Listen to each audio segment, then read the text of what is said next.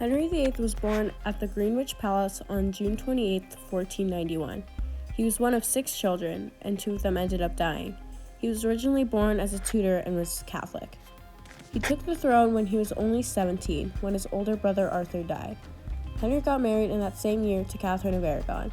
He remained king from 1509 to 1547, until he died.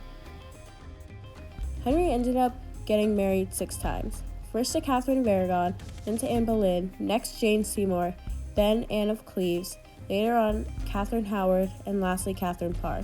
His favorite wife was Jane Seymour, but she ended up dying due to pregnancy complications. Henry's fame all started with a male heir. When he was with Catherine, he had a child that was a girl, and he thought a girl didn't count and wanted a divorce.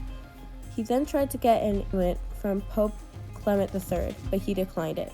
He soon realized if he wanted some change to be made, he would have to solve it himself. The idea with Henry thinking that the Roman Church and the English Church should be separated eventually got turned into a revolution, and that was the Reformation. It ended up being successful, but there were a few problems relating to him turning against the Pope.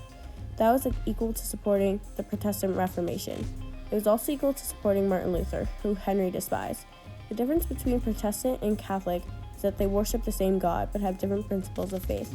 Reformation is the act of building something to make it stronger. With deep thought, Henry was then able to redesign the rules of his religion for the New English Church, with the exception of papal primacy. In history, this act is now known as the English Reformation.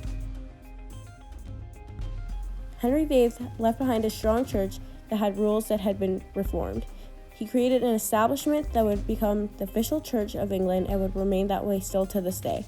Overall, he's a person who can be remembered for his perseverance and work he did to shape the future for English society today.